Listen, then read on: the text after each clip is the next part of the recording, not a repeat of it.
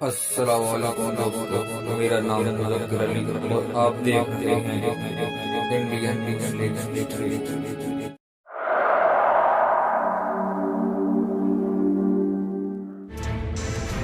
दोस्तों, इल्तुतमिश पर पिछले एपिसोड में हमने देखा था कि कैसे इल्तुतमिश को गुलाम बनाकर बेच दिया जाता है, फिर कुतुबुद्दीन ऐबक उसे खरीदता है और फिर इल्तुतमिश भारत का सुल्तान बन जाता है।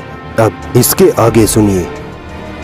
1227 में जब इल्तुतमिश कबाचा को हराकर वापस मुल्तान भेज देता है तो उसके बाद माहौल शांत होने लगता है, हर तरफ अमन होता है कि अचानक एक बड़ी घटना घट जाती है। 1220 ईस्वी में मंगोल ख्वारिज्म के शाह जलालुद्दीन मंगबरनी पर अटैक कर देते हैं। ये हमला क्यों होता है? दरअसल चंगेज खान अपने कासिद के साथ जलालुद्दीन मंगबरनी को ये पैगाम भेजता है कि तुम हमारे अंडर में हुकूमत करो, नाम तुम्हारा चलेगा, बस असल हुकूमत हमारी होगी। ये बात जलालुद्दीन मंगबरनी को लग जाती है और वो चंगेज खान के कासिद की गर्दन काटकर वापस चंगेज खान को भेज देता है। ये काम करके जलालुद्दीन मंगबरनी ने मानो अपनी बर्बादी को दावत दे दी थी। चंगेज खान अपने खूंखार सेना लेकर जलालुद्दीन के साम्राज्य पर हमला कर देता है, पूरा शहर जला के राख कर देता है। जलालुद्दीन वहाँ से जान बचाकर भागता है और पंजाब, जहाँ पहले जलालुद्दीन मंगबरनी के डर से ताजुद्दीन यिल्दिज भाग कर आया था, अब उसी पंजाब इलाके में खुद जलालुद्दीन मंगबरनी भाग कर आता है। इस वक्त पंजाब के कुछ इलाकों पर खोखरों की हुकूमत थी। ये वही खोखर थे जिससे आखिरी वक्त में मोहम्मद गोरी ने जंग की थी और इन्हीं खोखरों में से किसी ने मोहम्मद गोरी की हत्या कर दी थी। जलालुद्दीन मंगबरनी किसी तरह इन खोखरों से साठगांठ करने में कामयाब होता है और कुबाचा से लाहौर और पंजाब के कुछ और इलाके छीन लेता है। मंगोल जलालुद्दीन मंगबरनी को भूखे भेड़ियों की तरह तलाश कर रहे थे। मंगबरनी जानता था कि खोखरों की सेना से मंगोलों से नहीं निपटा जा सकता और न ही मुल्तान के राजा कुबाचा में इतनी हिम्मत है कि वो मंगोलों से जंग कर ले।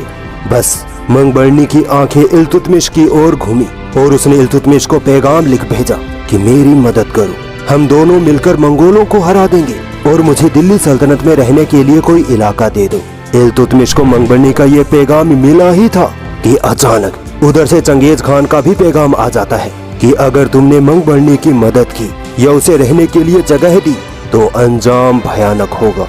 इल्तुतमिश फंस जाता है, एक तरफ मंगोल तो दूसरी तरफ जलालुद्दीन मंगबरनी। इल्तुतमिश अक्लमंद हुक्मरान था, उसे पता था कि अगर मंगोलों ने दिल्ली सल्तनत पर हमला कर दिया तो वो यहाँ के शहर उजाड़ देगा, मासूम लोगों को जिंदा जला देगा।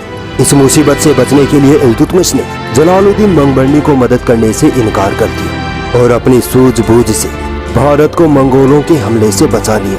चंगेज खान को जब ये पता चलता है कि जलालुद्दीन मंगबरनी मुल्तान और पंजाब के इलाकों में छुपा है तो चंगेज खान की सेना मुल्तान पर हमला कर देती है और लूट मार करके वापस चली जाती है। यहाँ बेचारे कुबाचा का बैठे बिठाई ही नुकसान हो जाता है और उसकी स्थिति डामाडोल हो जाती है। जब माहौल ठंडा होता है तो जलालुद्दीन मंगबरनी 1228 ईस्वी में पंजाब में अपने सेनापति सैफुद्दीन को हुकूमत सौंपकर वापस ख्वारिज्म चला जाता है। इल्तुतमिश जब इन सब मुसीबतों को निपटाकर थोड़ी चैन की सांसें लेने की कोशिश करता है तो इतने में बंगाल में खिलजियों द्वारा बगावत खड़ी कर दी जाती है। दरअसल मोहम्मद गोरी के दौर में उसका एक सिपहसालार बख्तियार खिलजी बंगाल और बिहार को फतह करता है। बाद में जब बख्तियार खिलजी की मृत्यु हो जाती है तो कुतुबुद्दीन ऐबक अली मर्दान नामी सिपहसालार को बंगाल का सूबेदार बना देता है। कुतुबुद्दीन ऐबक की मौत होते ही अली मर्दान अपने आप को आजाद घोषित कर देता है, मगर बख्तियार खिलजी के चाहने वाले सरदार अली मर्दान का कत्ल कर देते हैं, क्योंकि ये कहा जाता है कि अली मर्दान ने ही बख्तियार खिलजी की हत्या करवाई थी। फिर वे सरदार अपने एक आदमी हिसामुद्दीन इवाज को बंगाल का राजा बना देते हैं। इस वक्त इल्तुतमिश ताजुद्दीन यिल्दिज, कुबाचा, खोखरों और मंगोलों से अकेले ही लड़ रहा था। बंगाल की समस्या बढ़ती ही जा रही थी। हिसामुद्दीन इवाज धीरे धीरे दिल्ली सल्तनत के इलाकों को कब्जाने लगता है। हिसामुद्दीन इवाज को सबक सिखाने के लिए इल्तुतमिश सेना लेकर बंगाल की तरफ रवाना होता है, मगर हिसामुद्दीन इवाज बिना जंग के ही हार मान लेता है और सालाना खिराज पर इल्तुतमिश के अधीन होने का वादा करता है। मगर जैसे ही इल्तुतमिश वापस दिल्ली लौटता है तो हिसामुद्दीन इवाज अपना रंग बदल लेता है और वापस अलग रियासत का ऐलान कर देता है। इस बार 1227 ईस्वी में इल्तुतमिश अपने सबसे बड़े बेटे नासिरुद्दीन महमूद को बंगाल भेजता है। नासिरुद्दीन महमूद हिसामुद्दीन को हराकर बंगाल मुसीबत का किस्सा ही खत्म कर देता है। इस तरह नासिरुद्दीन महमूद बंगाल के बिगड़े हुए हालात को सुलझा लेता है। इल्तुतमिश इस जीत से खुश होकर अपने बेटे नासिरुद्दीन महमूद को बंगाल व बिहार का सूबेदार बना देता है।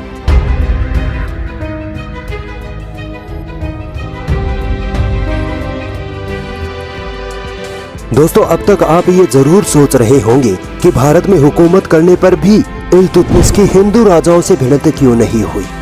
दरअसल हिंदू राजाओं ने पहले तो इल्तुतमिश की हुकूमत को तस्लीम कर लिया था और चुपचाप अपनी हुकूमत चला रहे थे।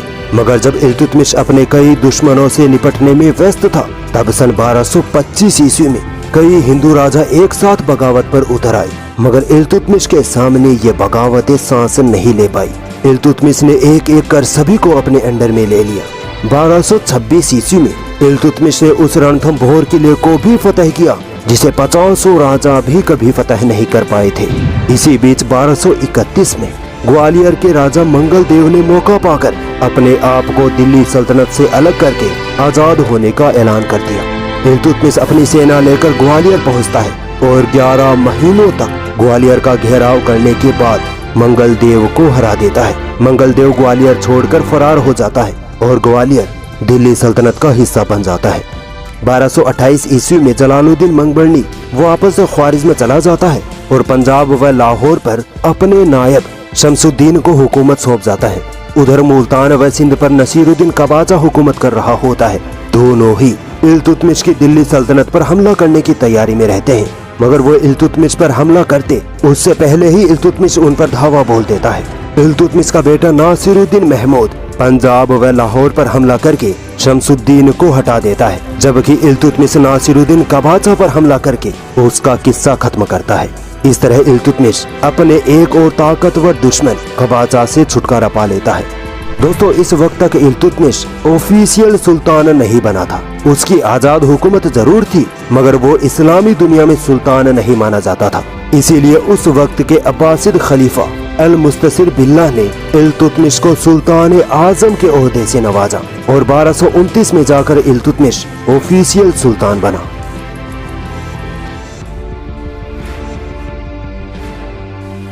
(1229) में अचानक बीमारी की वजह से इल्तुतमिश के सबसे बड़े बेटे नासिरुद्दीन महमूद की मौत हो जाती है।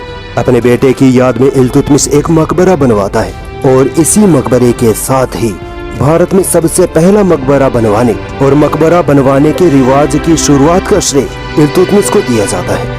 ख्वाजा मोइनुद्दीन चिश्ती रहमतुल्लाह अलैह जब हिंदुस्तान तशरीफ लाते हैं, तब वो अजमेर को अपना घर बना लेते हैं। सन 1235 ईस्वी में जब ख्वाजा मोइनुद्दीन चिश्ती रहमतुल्लाह अलैह इस दुनिया से चले जाते हैं, तो इल्तुतमिश ही वो पहला सुल्तान होता है जो ख्वाजा मोइनुद्दीन चिश्ती रहमतुल्लाह अलैह की मजार या दरगाह बनवाता है। इसके ठीक 1 साल बाद ही इल्तुतमिश लंबी बीमारी के चलते इंतकाल कर जाता है। इल्तुतमिश की मौत के बाद दिल्ली सल्तनत में उठापटक शुरू हो जाती है। इल्तुतमिश अपनी जगह अपने बड़े बेटे नासिरुद्दीन महमूद को सुल्तान बनाना चाहता था, मगर 1229 ईस्वी में ही नासिरुद्दीन महमूद की मौत हो जाती है।